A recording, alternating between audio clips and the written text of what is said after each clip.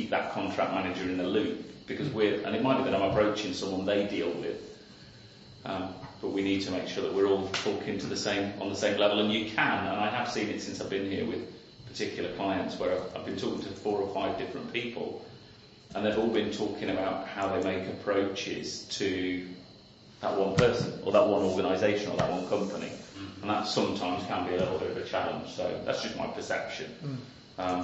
And so your perception is that's limiting, or that's what is your perspective? That you have one point of contact to the clients, and that's I think we try to have one point of contact with the client on an operational perspective, but that's just on existing clients with existing contracts. Okay. And then they reach out to the subject matter experts within different parts, so within marine, for example, as they need the support. But it can be a little complex if you don't understand the organisation structure.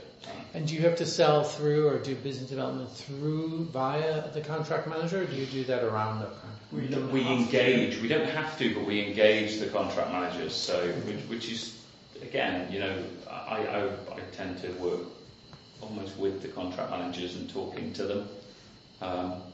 But aren't the contract managers going to have a pretty good idea of what the lay of the land of that client is? Yeah, absolutely. But they don't necessarily understand the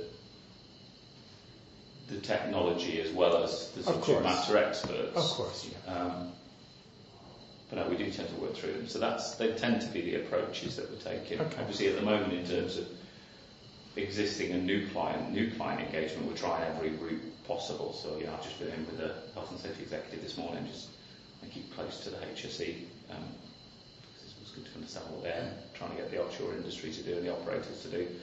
And although they'll never rubber stamp or endorse an ASCO solution, it certainly helps us if they're supportive of what we do and what we're doing, and they know what we're doing. So we do, I think, as a company, and I'm talking beyond marine here, you need to be quite careful about engaging new target clients. I think of TK in particular.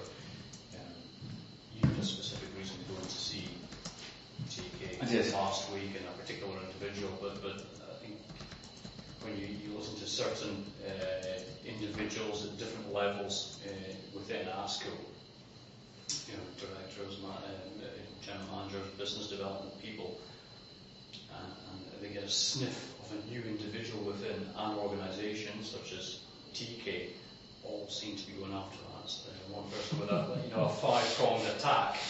No, and that's a really good example actually, and it's probably with existing ASCO clients, it's probably not so difficult. We can go through contract managers. We can say, look, I need to speak to somebody there, or sometimes I'll just give them a heads up and say, look, I'm going to speak to Leslie Phillips at Chevron because I know her well. And Danny will just say, yeah, no problem. And I keep him updated on what's happening, because we're talking about a very specific opportunity that he might not necessarily add value to. But yeah, you're right, Mark. On new clients, when ASCO's going after new clients, that can appear to be quite... And if you're the client sat in the middle, that can sometimes put you off from experience. Yeah, you've got everybody knocking on your door. Sounds like you're disconnected as well. Yeah, slightly, but there are forums, internal forums, weekly meetings, etc., where that information is shared. But I think on occasion can be missed.